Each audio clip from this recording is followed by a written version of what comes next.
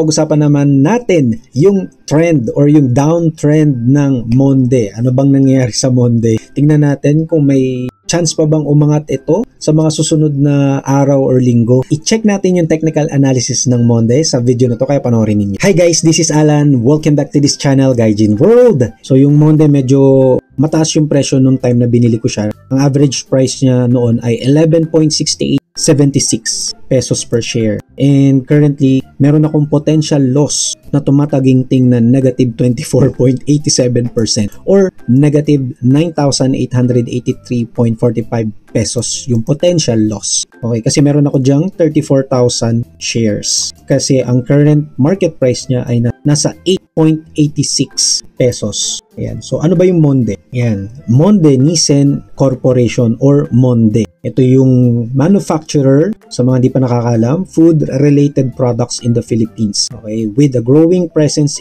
in international markets. So, ano ba yung mga products ng Monde? Sila yung makers ng mga instant noodles, biscuits, beverages, baked goods, culinary aids. Ayan. So, yan ang kanilang, meron silang listahan dito eh. Ayan. So, hawak nila ang Lucky Me. Yan yung Monde. So, they are the market leader in several branded consumer food and beverage products in the Philippines. 68% market share daw ay instant noodles through Lucky Me brand. It is also ranked first in the biscuits segment including crackers and cookies with a total market share of 30.5%. Yan. Sa kanila din yung brand ng Skyflakes and Fita. Outside the Philippines, the group's meat alternative business is the market leader in the UK with a market share of 28% from the corn brand alone. So medyo malaki din naman pala ang company ng Monde. Ayan. Massive growth potential in meat alternatives. So medyo technical na yung mga ibang mga details dito na sinishare ng Call Financial. Pero currently nga pabagsak ang price ng Monde, suffering from weak demand and rising cost in the short term. So parang ano lang siya, temporarily. Monde is facing some challenges with regard to weak demand and rising input costs after growing by 23% on average from 2017 to 2020 in the UK. Grocery retail sales growth of meat alternatives slowed to single digits in the first 9 months. Ito yung during the pandemic. Sa UK, at home less due to the reopening of the economy. Mas kilala ang Monde sa meat business sa pagkakaintindi ko sa UK. Yan, sales growth nila sa UK ay 23% for the past 5 years by 2017 to 2020. And meanwhile, the domestic business is hurt by the double-digit increase in the price of raw materials dahil sa pagmahal ng mga raw materials such as palm oil and wheat. Although Monde plans to implement price increases, this will not be enough to offset the negative impact of rising cost on margins in the short term. Anong ibig sabihin nun? Possibly pa na mas bumababa ang presyo ng Monde. Yan. Tingnan natin through technical analysis. So ayan, ang kabuuang trend ng Monde simula na nag-start sila last June 2021 ba ito? 2021. Ayan, itong area na to pataas sila pero pagdating nung by October ng 2021 ay unti-unti na silang dire-diretso ng bumagsak ang presyo. So dati nasa lang sila, nasa mataas ang presyo nila, no? Around 17, 18 pesos. Then after 1 year, wala pang 1 year maybe, ay pabagsak ang kanilang presyo. Ang dami ko pa namang shares dyan. 3,400 I think. 3,400 shares. So, dapat ba ako mag-worry? Hindi naman siguro tayo dapat mag-worry. Ayan. So, tingnan natin, ito yung in a long-term trend. Gawa tayo ng line. Mula dito, yan, nakikita naman natin yung pattern na to. Gawa tayo ng line. Itong line na to. And then, another line here. Yan, itong line na gawa tayo dito. Yan. So, tinitingnan natin yung long-term period. Okay? So, ganyan ang trend niya, no? And yung kanyang RSI currently, so i-zoom in na natin siya sa mga nakalipas na mga buwan. Yan. So ang kanyang RSI ay nasa 39.77. So okay lang yan, nasa gitna pa siya. Medyo malayo pa siya sa overbought or 80 level. So okay siya.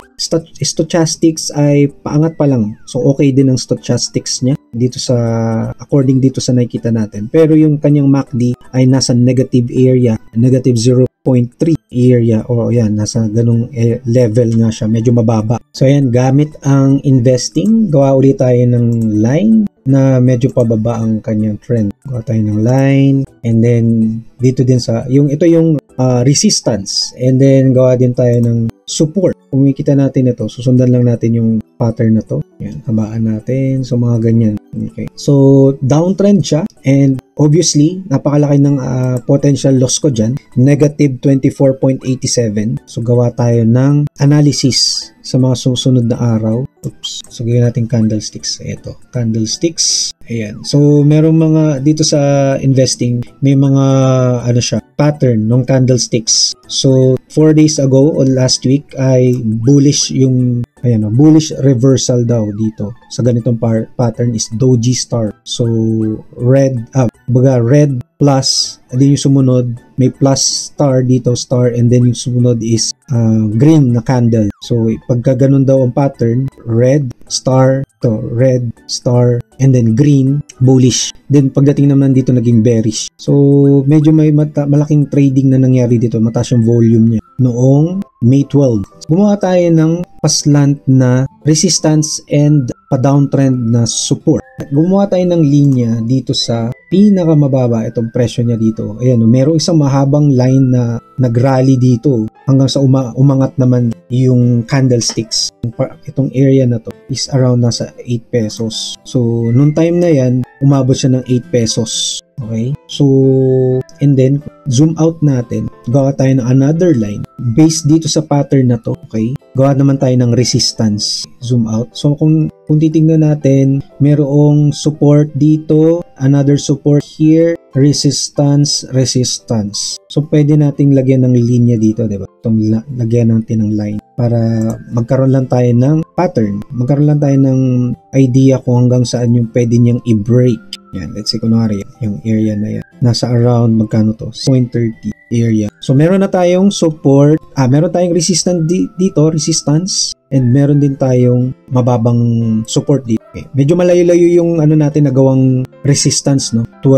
Nasa 12.30. Based doon sa, pattern, historical patterns. So, gamit yung Fibonacci retracement. So, gawa tayo ng analysis mula dito. Kung magpapatuloy yung pagbaba niya hanggang 8 pesos, kailan natin masasabi na talagang pababa ang presyo niya. So, gawa tayo ng ilang ng hanggang 0.5.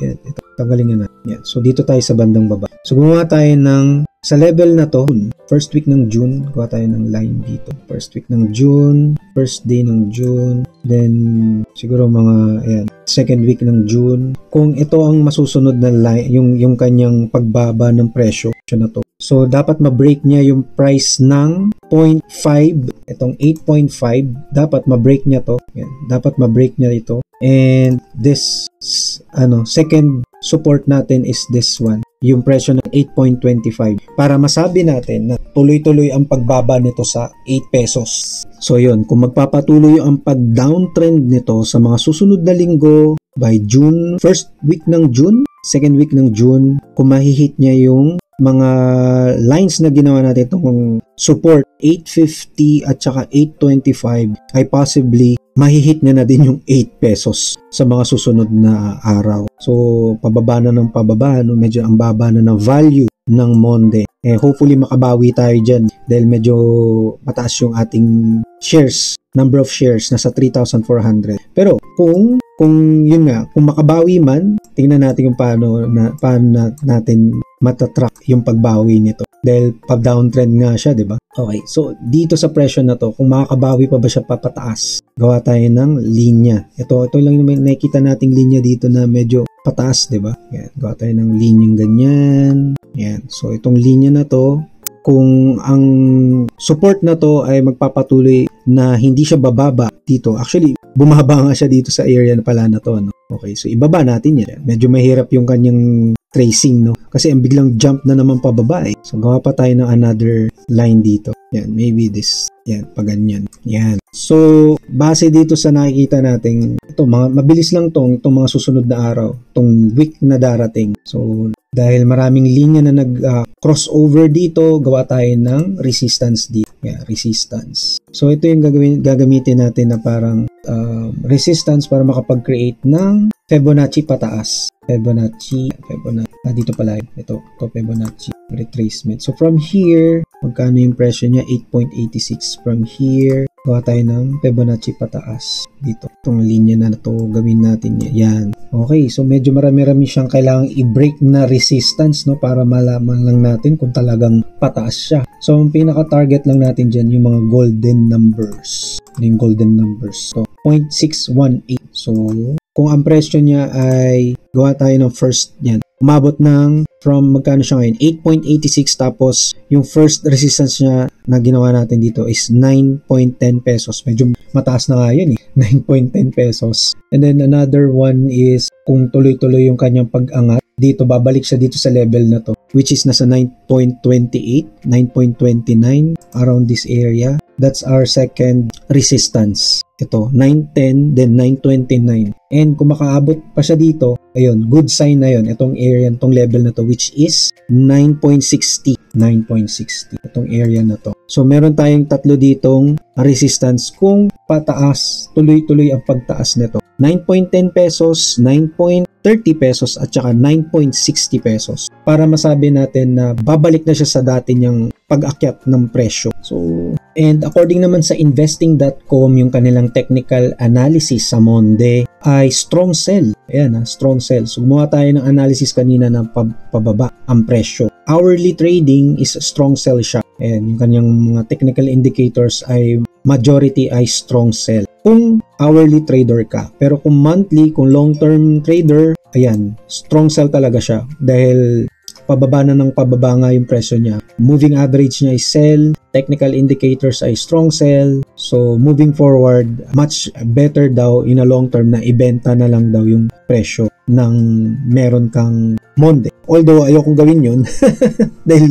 I will still hold on to my stocks ng Monde and hintayin na kasi mangyayari niyan kapag hinayaan ko lang na binenta ko siya ng palog maglulos ako ng almost 10,000 pesos. Actual loss yun. Okay, so hintayin ko na lang na kahit papano mag-break even or kumita ng konti. Sana makabawi, di ba? Or possibly magdagdag pa ako ng stocks ng Monde para at least medyo bumaba yung average price ko dito. At yun, we'll see kung tama yung ating analysis. Kasi strong sell siya long term. Pero hopefully may magandang feedback next week or maganda yung magiging kahihinatnan ng company ng Monde. So ayan guys, I hope nagustuhan nyo ang video na to. Kung nagustuhan nyo, please like this video, mag-comment na din kayo at i-share na rin to sa mga gustong mag-aral ng technical analysis sa Call Financial. Gamit ang Call Financial. Like, share, and subscribe. Kung hindi ka pa nakasubscribe, mag-subscribe ka na at hit mo yung notification bell para lagi kang updated sa ating mga susunod pang i-upload ng mga videos at sa iba pang mga topics natin related sa pamumuhay dito sa Japan. Puntahan nyo aming YouTube homepage. I-click nyo yung playlist dahil marami kaming playlist dito na makakatulong sa inyong pamumuhay dito sa Japan. Thank you so much again for watching. This is Alan and I will see you on our next video.